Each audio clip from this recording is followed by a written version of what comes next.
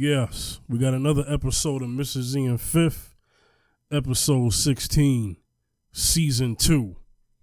What's going on, Mr. Z? It was good. It's good to be back. Good to be back on the podcast, you know. Yeah, for all you past listeners out there, thank you for listening to us. You know, we really appreciate it. Really appreciate all the love and all the support you're giving us. You know, so we're back with another one. So keep tuning in, and we're going to try to give you more more information as possible. You know, so thank you so much. Just want to say that real quick. You know, so yeah. Yeah, Zaccheus in the 5th General. All right, Yeah. so the Round Circle will be taking a half-season hiatus. They'll be back as soon as we're done with our second half of Mrs. Z and 5th Season 2. All right, so we'll get back to that. All right, since we've been gone, a lot has been going on since we've been gone. Okay, so we got the Harriet Tubman movie. And I'm going to go in about that because I'm going to say what people don't expect. Okay? And then we have the Popeyes chicken sandwich craze. That's been going on. We got... Popeyes? Yeah. Oh, yeah. Do get arrested for eating Popeye chicken. That's crazy. I don't even know what city that's in, but anyway. Yeah. Is it in New York City? Well, I don't know. I don't know if it was a Popeye's chicken sandwich, but a police officer walked up on some man because they tried to say that he was illegally eating a sandwich. Yes. I mean, I don't. Crazy. What law are we talking about here? I mean, that sounds like a Jim Crow law. Yeah. You know, the way I can't believe it. I just seen the news today about that. You know, now there's one to just say that. Listen, man. I mean, we have no freedoms at all. My gosh, it's like martial law, you know, because a sandwich. Yeah. I mean, well, kind of off topic, but on the topic. Years ago, there was a young man, I think in St. Louis. He got killed over a sandwich. What happened was, the police rolled up on him, and they thought he had a gun. Instead, he had a sandwich. He was leaving the store. I mean, that's crazy, right? Yeah. This was like over 5 years ago, maybe. I mean, it's been some time. You know. Wow. Yes, unbelievable. But that doesn't make any sense. Eating a sandwich. Yeah, handcuffed for eating a sandwich, man. I heard of things, but that's crazy, man. A lot has been going on. You got singer Tank out here talking about if a man performs oral sex on a man twice, that don't make him gay. I mean, good Lord, I don't. Wow. Yo, Tank. I mean, of all people. Somebody need to ask Tank what his woman think about that if he got one, because I'm pretty sure a woman think differently. I don't think she would go for that. But anyway, wow. Anyway, what else has been going on since we've been gone? Yo, Rodney Reed facing execution this month. Yo, speak more about that. I'm not really in tune about it. Caught a glimpse of it, but just speak on it. Yeah. Well, back in 1990 or 1995, there's a white woman that was killed and raped in Texas, and Rodney Reed's name was put all over that, man.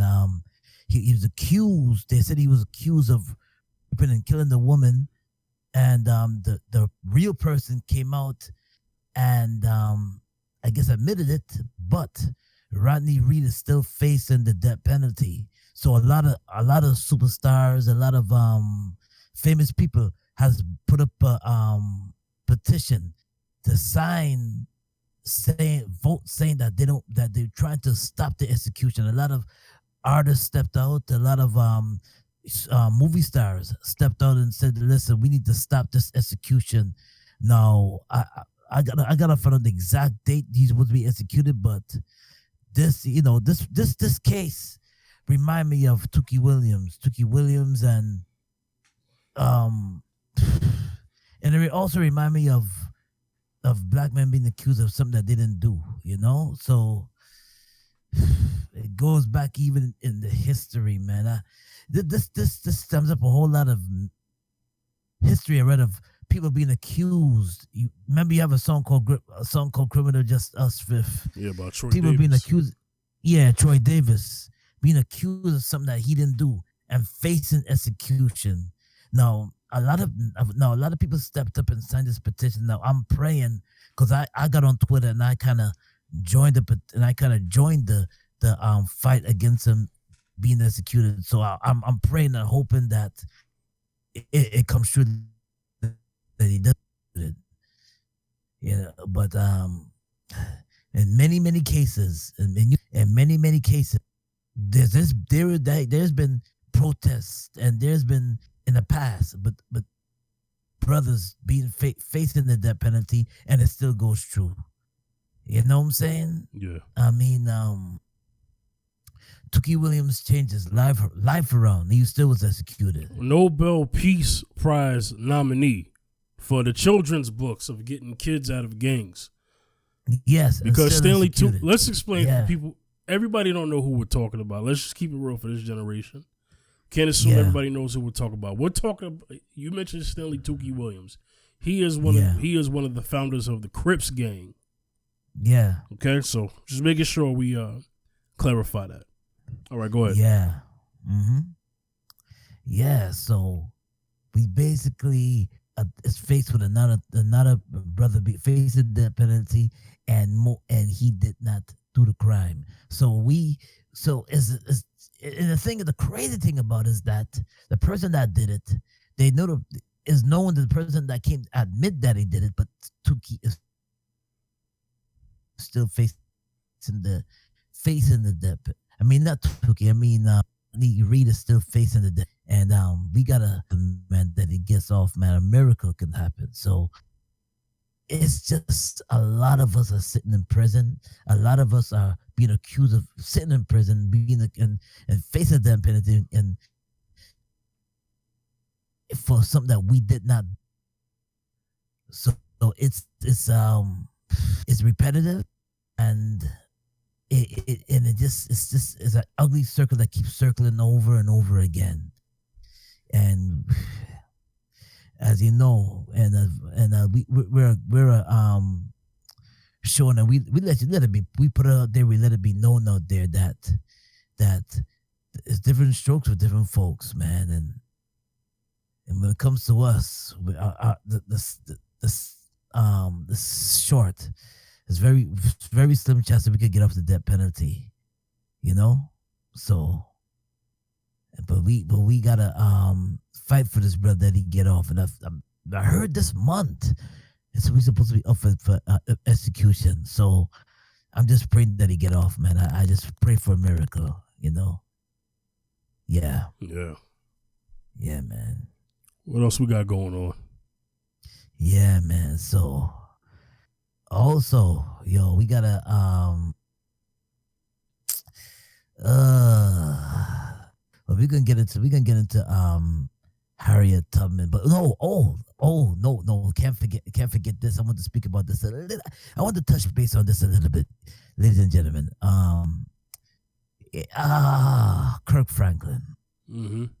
I know it's been since last week I heard about this, but I still gotta touch a little bit on it, man. And Kirk Franklin, iconic gospel artist, writer, songwriter, you know, is said that he is boycotting the Dove Awards, Gospel Dove Awards, and why? Because because every time he touches on the issue on black issues, and when he touches on social issues concerning us, they kind of edit his speech. His speech.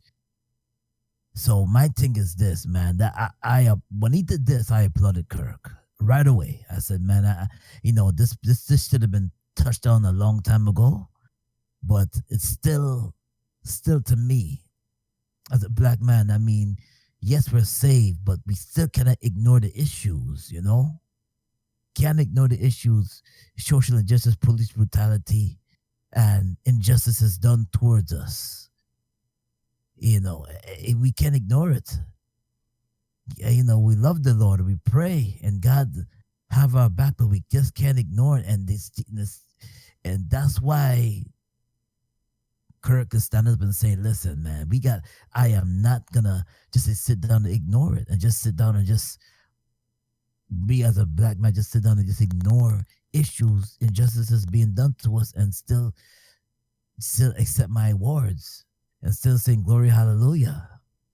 So, for the past week, I've been applauding Kirk Franklin on this, but I believe that this matter should have been addressed a long time ago. For so much of our artists contribute to Christian and gospel music, so I just feel that it should have been addressed a while ago, man. I mean, it's just an issue that basically that has been swept under the rug for too long, and fifth brother Charlemagne the God said that's what happens when you serve a white Jesus. When you serve a white Jesus too long, sometimes you just ignore and forget who you are. Listen. Oh God! All right, see, now I'm gonna have to. I originally said that I wasn't really gonna speak about this topic because I became uninterested. Originally, this particular topic was going to include our brother Cinema to speak on this subject, but it's just old news to me now because I really don't care about it. But now I have to say something very briefly because we're talking about it. Listen, for those who are not in the faith, let me explain what the Dove Awards is. You probably don't even know what we're even talking about or even care. The Dove Awards are basically the Grammys of Christian music. Notice how I didn't say gospel music. I said Christian music. So, what's the difference? I'll tell you what the difference is. Kirk Franklin also made the difference. He said the Stellar Awards or the Gospel Awards because of the lack of inclusion of the black gospel artists not being involved in the Dove Awards. So that's why we have the Stellars. No different from the Oscars, the Emmys not having, the lack of inclusion for black people, black folks. We got to have awards like the Soul Train Awards and the BET Awards, and they're not even sanctioned or run by black people. So, I mean, we can't even count those anymore. Maybe the Trumpet Awards, maybe. I think that's still black owned. Maybe the I think it's called the Neighborhood Awards or something like that. Some awards that. Yeah, some award show. Yeah, yeah. That's the Essence Awards. I mean, as far as I don't know if it's still. Essence is probably half black owned. I don't know. I don't know I don't know who owns what with Essence. Essence has changed hands a couple times. But anyway, the point that I'm making is this: is that the Dove Awards are basically Chick-fil-A, and the Stellar Awards is Popeyes. One doesn't have any flavor, the other one does. One is American food, the other is soul food. If you get my drift. Stop looking at these awards for validation. Okay? The Doves, the Grammys, the Emmys, stop it. Kirk and anybody else like Kirk. You know what I'm saying? This is corny. And as far as Charlemagne saying about serving a white Jesus, I'm pretty sure the owner of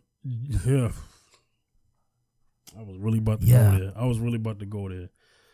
First of all, Jesus ain't even white. Okay, that's according to scripture, Revelation 1:13 or 13:1. I'm sorry. Sorry, y'all. Yeah. I might have that flipped around, but okay, so we know he ain't white. Let's establish that right now. If anybody wants to do that, well, the letter J didn't exist until so-and-so, fine. Jesus' name, what we know today, before that was Yeshua, it was Yahweh Shai, Yeshua. Okay. So argue that one. The next one somebody's gonna argue is just say, well, he don't exist. Whatever. So that's what you believe, whatever. Anyway. Yeah. So let's get to it. Kirk, you should have been boycotting them. Simple and plain. I have a question, Kirk. Are you gonna have that same energy for the Emmys? I'm sorry, for the Grammys. Yeah. Because I don't rock with them either. You know, ODB said, I wore a nice suit because I thought I was gonna win. He said Wu-Tang is for the children. My name is Old Dirty Bastard, and I love y'all. I mean, you didn't listen to Old Dirty back then when he boycotted the Grammys. Are you listening now? No. So forget these awards. All of these awards suck. And the BET awards suck too. Trash. Okay? So, I mean, we don't have any awards. At this point, we ain't got any. Because when we do have something, it gets bought out. Stop selling this stuff, man. Stop selling this stuff. I ain't saying, listen, I ain't getting on nobody else. Okay? I'm not going on nobody else, but what I'm saying is that people need to understand that white supremacists and suspected white supremacists are in the church too. They're in the church too. Black folks. I told y'all a long time ago, we don't have any allies. We don't.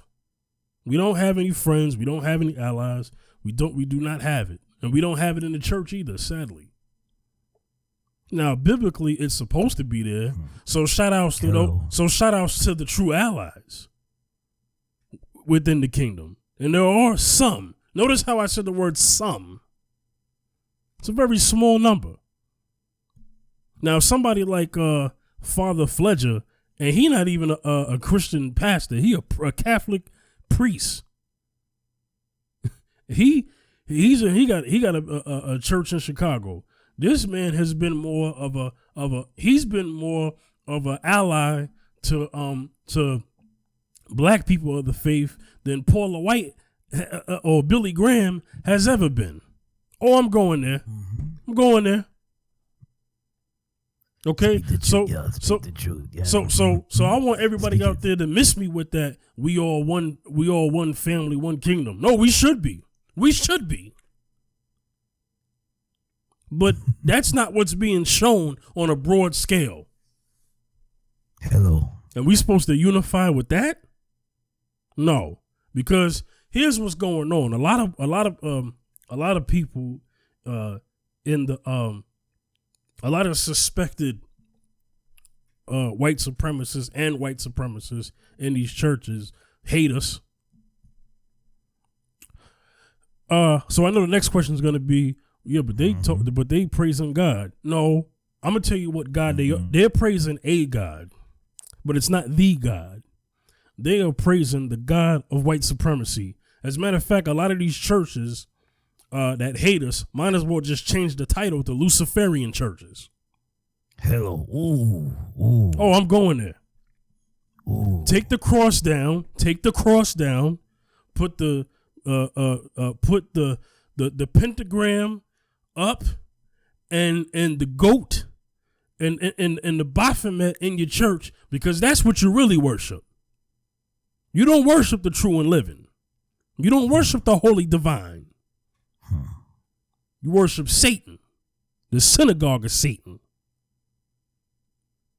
And how dare you have that attitude and that approach and that mentality with black folks, and then get up in there and talk about Jesus loves you. That's the truth, but you telling us Jesus loves you, but you loving Satan. Hello. And don't start in the what you call it, dating the daughter's done like that, man. You know, Oh brother Jesus! yo, man. Let's Let me tell you let's something, not even man. get into that. I mean, we could for another show. Yeah, but still, yeah, you know what I'm saying. We could for another episode, but I want to get off of this. Zaccheus, is there anything more you want to say regarding Kurt Franklin and the Dove Awards and anything you want to speak on? Because we got to get into the Harriet Tubman movie. Brother, man, yo, man, I just feel that basically we as black people, we have sometimes we go in the bandwagon, we follow suit as far as like going to, applauding the Dove Awards and everything like that, and but the tables are turned. Do they applaud us for our efforts and our contributions and everything? That's why we have our own, you know. So Kirk, man, I mean, yes, it's good that you're standing up now. It's good that you're taking a stand, but I mean, I'm not new to this. Fifth is not new to this. Mm-hmm. You know, we knew that. We've been knew that that these award shows and some of these award shows and some of these Christian platforms are, you know, for specific folks, but not us. Exactly. You know, so on that note, yeah, I'm gonna move on from this one, man. I'm gonna move on. There's a whole lot to talk. We got to impact on. We have shows on this too, so yeah. Exactly. We'll probably down the line touch on this a better way, you know. But anyway, real quick before we get into Harriet Tubman, man, what's going on with Tank, man? What's going on with Tank? Yo, I didn't hear him, man. I just heard it from Herb when you said that Listen, they asked this man straight up. First, he was on another podcast, Angela Yee's podcast from Power 105 Breakfast Club, called Lip Service, and you know they talked to him about men and liars and all this other stuff. Be real briefly, and I think one of them said if a man lies twice, he's a liar, and he goes, well, nah, that don't make him a liar. Then she goes, well, what if a man is gay and he does what if a man does something that's gay, doesn't make him gay? And then he was like, well, if a man performs oral sex on another man twice, he's not gay. I'm like, well, hold on, man, twice? So you saying after the first one you got to check the second one to make sure you is or not? No, that's what we call a man who wants to experiment. Now you can't. No, wait a minute. He said this on the second time. If a man does this second time, that means he's not gay. Listen, he said if he does it twice, that'll make him gay. So I want to ask Tank. So you got to do it the third time to make it gay? This comes after Malik Yoba saying that he's trans attracted, and he doesn't believe it's gay because if a woman, if there's a man with a Nicki Minaj wig on and RuPaul makeup, that's still a woman to him in his heart and in his soul. What? So that counts as a woman to him. Okay. Oh, see, we're playing a dangerous game here. Yeah. Because now I want to talk to some of our female listeners out there. I don't know how many of you are there, but whoever you are out there, we thank you. I know what my opinion is about this, but ladies, I'm gonna leave this up to y'all. What do y'all think? Do y'all think if a man does it once, forget twice, if he does it once, what do you think? You know what I'm saying? And if he does it twice, I mean, what do you really think? And then secondly, are you okay to still engage in a romantic manner with this man after he has admitted this to you? Just saying, because this ain't up to me. This ain't up to me because I love women. So I mean, if a guy wants to put his ankles behind his neck, I mean, I'm not on his radar. So Man, if a man wants to put type his shirt to the middle and walk around and say, hey, my name is Twan. Hey, listen, whatever rock your boat, man. What I'm saying is this, is that I don't have to worry about the next man doing that because I love women. So we not in the same hunt. But what I'm saying is that what do the women think? Because the women got to deal with this. For the women, they got to deal with that. They got to deal women who are seeking men, because we have to make that distinction now. They have to deal with these type of men. Mm-hmm. Us men don't, because we ain't looking at other guys. Me and you, we ain't looking at no man. You know, Zaccheus, you a happily married man, so you good. But what I'm saying is, you know, safe. Listen, I know, ladies, yeah, the dating world is getting the dating world is just as the dating game is just as difficult as it is for you as it's difficult for men, because we trying to find something compatible, and so are you ladies. You know what I'm saying? But if you ever encounter a man like Tank, ask yourself, what do you do once this has been admitted to you? And then we're gonna move on. So let's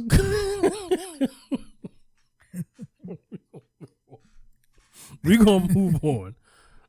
You know, all no disrespect, but all due respect. You know, this stuff has to be figured out. You know, and that's all I'm gonna say. Yeah. Now let's move on to the Harriet Tubman movie. Yes. All right, I have to set this up. And then Zaccheus, I'm gonna let you speak on it. Okay. I want people to understand this about this movie. I never seen it, so this is an opinion of a man who's never seen a movie, but who has had who has speak to those, but who has gathered info from witnesses. Okay. The witnesses tell me that in this movie, that they made up a fictional black bounty hunter. Don't know how. And he's the villain in a slave movie. I want everybody to think about that. He kicked a sister to death in that movie. And that's the woman who was played by Janelle Monáe's character. He's walking around hunting down Harriet, talking about I'm gonna kill you, you B, and all this other stuff. So you got a savage black man, made up, by the way. You got Harriet Tubman in a weird, somewhat relationship with the slave master's son. What the heck? Wow. That's fake too. Okay. Wow. That's fake. Okay. So if anybody wants to challenge me with that, we'll go there. But that's some bull crap. Okay. Third, let's talk about the woman who plays Harriet. Okay. Cynthia Revo, however you say her name. Don't care. Not trying to be disrespectful, but she was disrespectful first to black culture here in America. She is from Africa originally. Well, her ancestry is. She's from Nigeria. She was somewhere in England. I don't know. Okay. Somewhere in England. All right. So she got that British accent on her. Okay. Now she was on Twitter and Facebook, whatever, Instagram, and she was mocking, saying things that she shouldn't be saying against black people here in this country. Okay. First of all, the disrespect needs to stop. It needs to stop all across the board. Okay. You don't get to disrespect my people here and then play a soldier of war in slavery, because slavery is war, okay? Slavery is war. And Harriet Tubman was, yes, a soldier. A soldier. Was she in the army? Mm-hmm. She was in our army. Mm-hmm. She was in the slave rebellion army. Mm. That's an army. Okay? Yes. That's a veteran. Harriet Tubman is my veteran. No disrespect. No disrespect, but all due respect, but no disrespect to veterans. But Harriet Tubman is my veteran, just like Nat Turner's my veteran, and just like Huey P. Newton, Bobby Seale, and Malcolm X and Martin Luther King are my veterans because of what they fought for. Mm-hmm. Anyway, let me move on. So she's playing Harriet. Zaccheus, I'm going to ask you this question. Mm-hmm. Does a woman of her description, her makeup, and her attitude deserve the right to play Harriet Tubman? Okay. This is what I'm gonna say, and I believe that we all, as actor and actresses, black people, we do deserve opportunity. Mm-hmm. But I think the role, I believe the role of Harriet Tubman was when she started doing the Underground Railroad, she was a young woman. Mm-hmm. But I believe the role could have been played with someone that had I don't know if this woman that played her had a depth of understanding of Harriet Tubman. Maybe she studied her. Speak on it. Maybe she studied her, but she just grabbed the role just to. Some actors and actresses just grab a role just to get on. Facts. If you know what I mean. Facts. If you know what I mean. Facts. You know? So my thing is this. If you have a depth in understanding, and you come from this country, mm-hmm. where you're coming from. And I believe that Spike would have picked somebody. She probably would have picked her, but picked someone of that nature. Maybe, yes. Of that nature, and said, listen, this person, I'm just gonna put it out there. This is what I believe. Mm-hmm. I believe maybe she's too old for the role, but I think Mary J could have played her good. Well, here's the thing. I think. Yeah. Let me see. I'm going even further. Maybe someone younger than Mary J. Maybe I'm thinking more of Let me see. Who could have played? Years ago, it would have been nice if what is it called? Whoopi would have played her years ago, but. Whoopi's of age right. Whoopi's of age right now. Yeah, she maybe the old version of her. Yeah. I mean, yeah. Acting wise, although she's a little older than a young Harriet, but age wise and acting wise, I think Regina King would have been perfect for that role. Ooh. And Regina King is from here, so she would connect with that spirit of black people at that time. This is why I was all for Nate Parker playing Nat Turner, even though that was a movie that he produced, and really he was the only one. He felt he fit that. He felt like a glove. He felt it was his responsibility to fill that role based off what he had to do to get that movie out. You see what I'm saying? It was written by him. This Harriet Tubman movie has been written by some agents, man. And you seen all the heat that came with it when he did that. Oh, yeah. Because when we take it upon ourselves to tell our stories, that's what you get. But when somebody else tells your stories, you get all these raving reviews. See, that's a problem. Yeah. Because that means there's a catch. Mm-hmm. It's getting the 12 years of slave treatment. And when I actually saw 12 Years a Slave, I was like, oh, get the heck out of here. I seen it too. Yeah, man. I was like Lil Boozy when he was like, nah, come on now, dog. Come on, man. You know what I'm saying? I can't rock with 12 Years a Slave. But I do rock with Birth of a Nation, because in Birth of a Nation, they show Nat Turner and the other brothers who was with him killing slaves. I'm sorry. Who? No, not killing slave masters. Slave masters. Yeah. That's what. Because that's what happened. Because that's what happened. That's what happens in a slave revolt.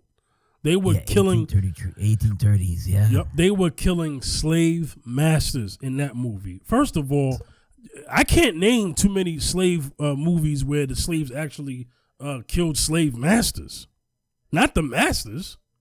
No. You know. And then you got somebody going to tell me, oh, in 12 Years a Slave, remember when he started beating on that boy, beating on that man because he got tired of getting hit? Okay, he should have took that rope and put it around his neck and strangled him. Oh, hold on, let me slow down. Let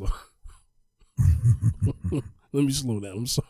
Yes. I'm sorry. I'm putting myself in the frame of mind of that time. Yes. Okay, because he was a slave. At that point, any murder of a slave master that you've done at that point you should be free to do it because you were a slave and all this other stuff, and you were a prisoner, you were a slave, you were somebody's property, and if you fought back, and you're the hero because you fought back. Yes. However, how you had to do it, you fought back because you know why. And I'm gonna tell you why. There's no different. If you're going to applaud a woman who gets raped that kills a rapist, if you applaud that, then you won't send her to jail because she killed her rapist right after she got raped or during rape.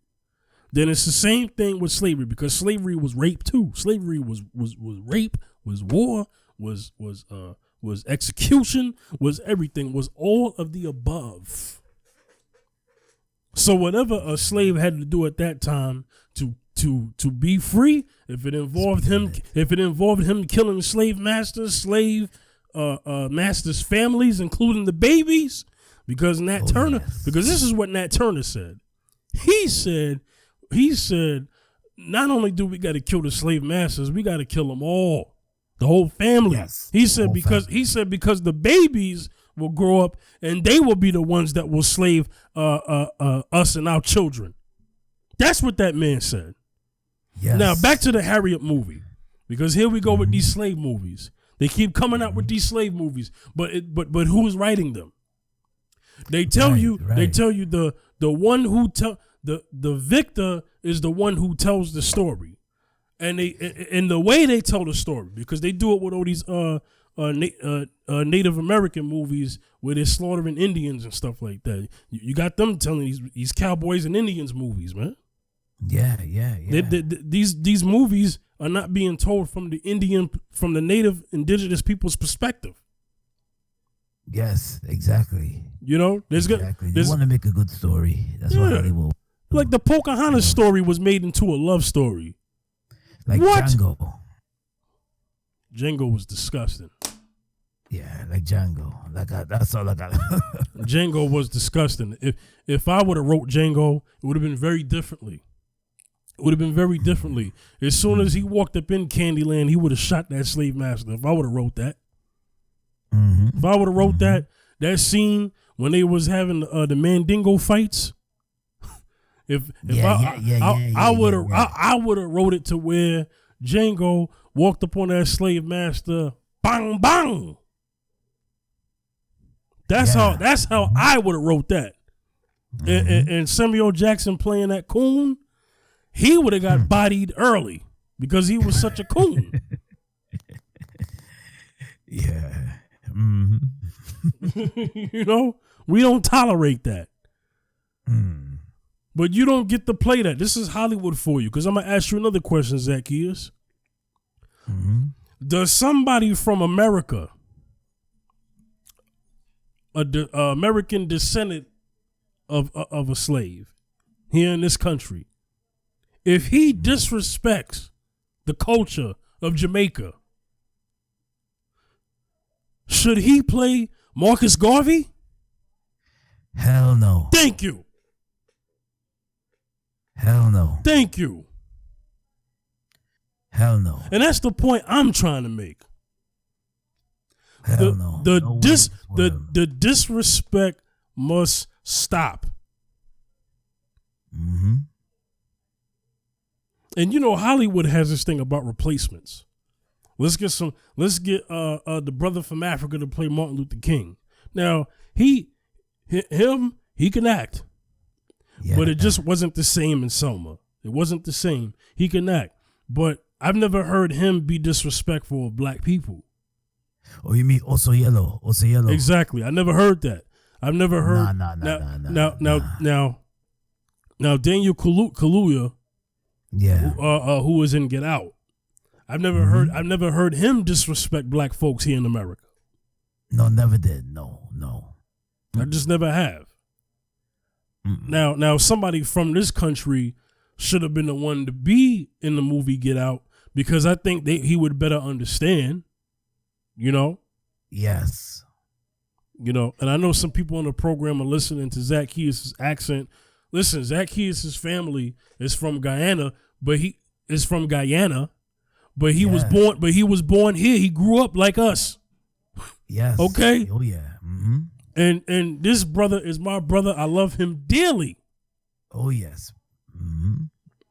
And we are allies to each other's cause. Okay? Yes. So there's no issue here. I just want to make that clear for people who are listening. I want to make that clear. Oh, yeah.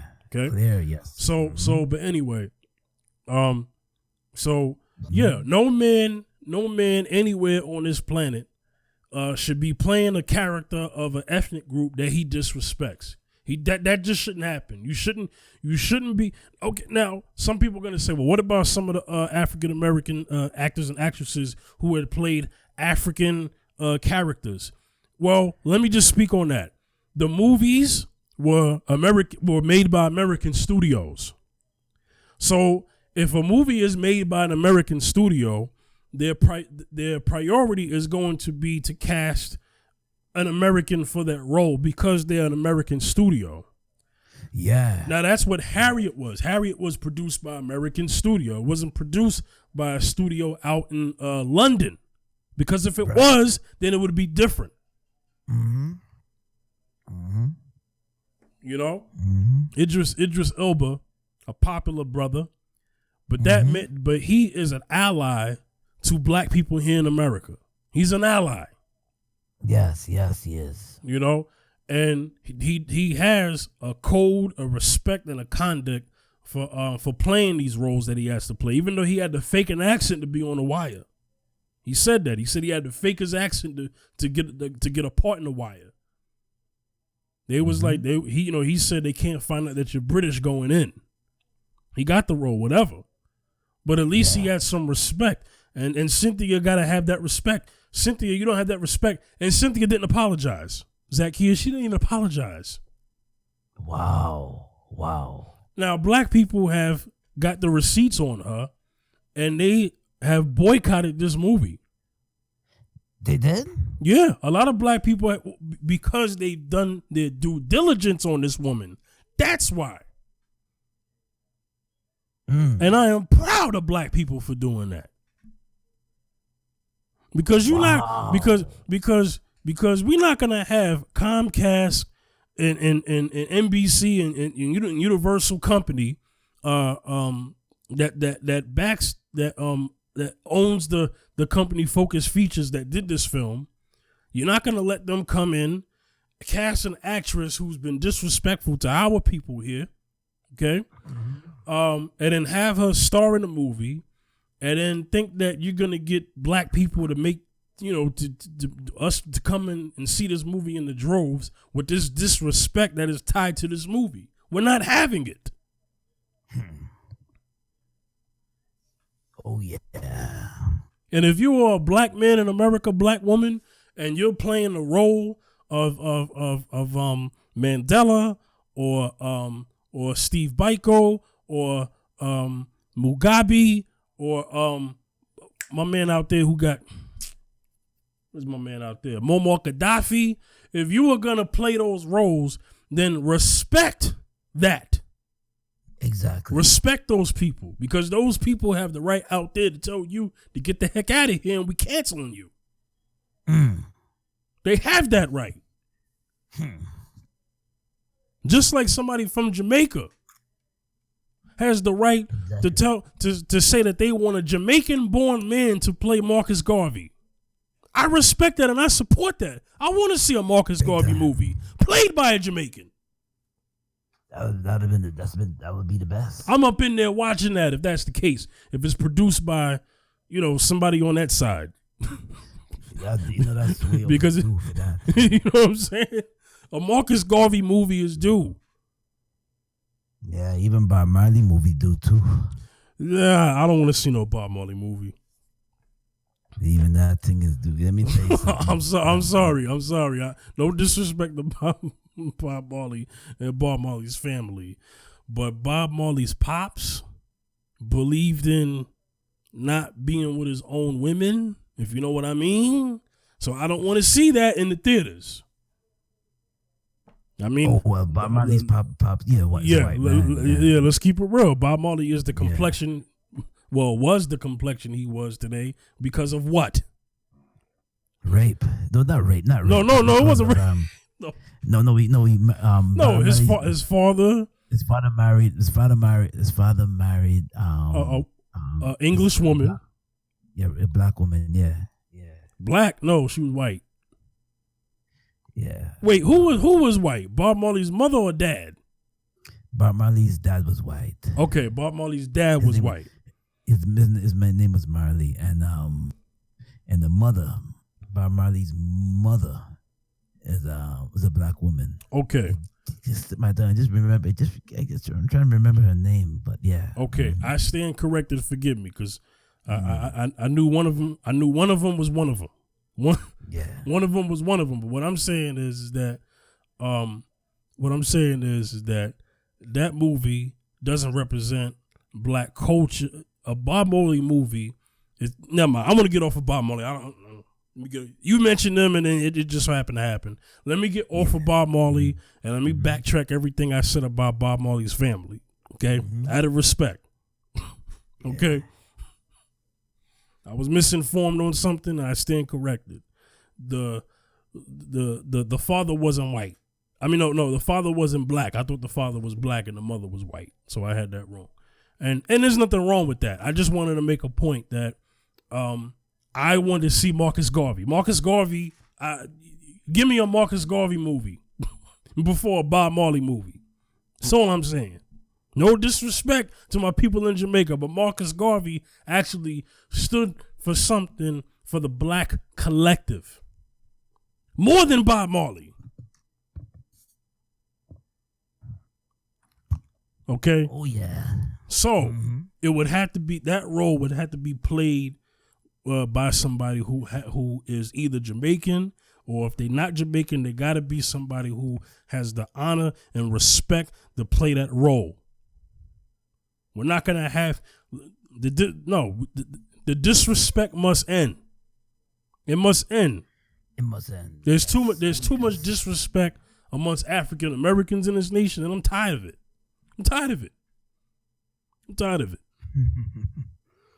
Let me tell you something about the history of the African American man, woman, and child. And Zaccheus, you're gonna agree with this because you know this to be a fact. There's nobody more diplomatic and Pan-African than an African American. Am I lying? Well, I won't. Could I say that well, let me see. All over the Caribbean. Well, let me see the Caribbean, and you got the apartheid. You had apartheid in South Africa. Yes. So you had Nelson Mandela fighting, being and then you had Marcus Garvey with his as a Garveyite. Yep. And then you had a whole lot of African Americans in this country trying to unify, trying to unite and fight for the black diaspora. For the black diaspora, and they even with Kwanzaa, because the season is coming. I mentioned it because the season is coming. Yep. Kwanzaa as making it separate, making ourselves. But we've been fighting to identify, to black people in America have been fighting to be self-reliant and be and stand up and to been fighting for the rights Mm-hmm. to be in us to be in to be a stand up and not to be able to and to stand as one for the longest time, to be identified as a group of people of diligence, of resilience, and all that stuff, man. Because all the odds are against African American in this country. Exactly. Everything. And I want black people worldwide to understand something. I want people of melanin to understand that if it wasn't for the fight of African of American descendants of slaves in this nation, that you wouldn't be seeing people from the islands. You wouldn't be seeing people from Africa, black people from Europe and all of that coming into this nation. What would be the point? What would be the point? Well, it was African Americans that fought for to say, listen, we all one people. Yeah. So, if it wasn't for the fight and to be identified as black, Mm-hmm. there's a lot of Caribbean people that say, listen, you come to this nation, you say and some say they don't want to identify with African American. Well, the thing is, if it wasn't for the African American fight, would you be here? That's a question. Nope. Sure wouldn't. Sure. Yeah, that's a good question. Would you be here? I don't. And the answer is no. The answer is no, because I don't recall. Listen, we catch hell every day, but the most hell that we caught was back in the day, and back in the day, that black immigration was slow because they was like, well, I see how y'all doing, black folks there, so I ain't about to come over there. You know what I'm saying? That's not what's happening. Yeah. But then it got to a point where more progress was able to be made. Then we'd have more black people throughout the world coming here. You know what I'm saying? They wasn't coming in the droves. During Jim Crow. Yeah. And America was one of the last countries. America was one of the last countries to even abolish slavery. So the last thing I want to say before I go is just that we have to identify and to understand that we have to respect one another. Yep. You can't have people coming in and just jumping on the bandwagon because they want to play a role. Yep. You know what I'm saying? Exactly. So we gotta play our own roles and write our own stories. Exactly. Yes. All right. Good way to end the show. Zaccheus, where can they reach you? At Zaccheus Wayne Backus 2 on Twitter, and on Wayne Zaccheus Backus on Facebook, and on Instagram Zaccheus B73.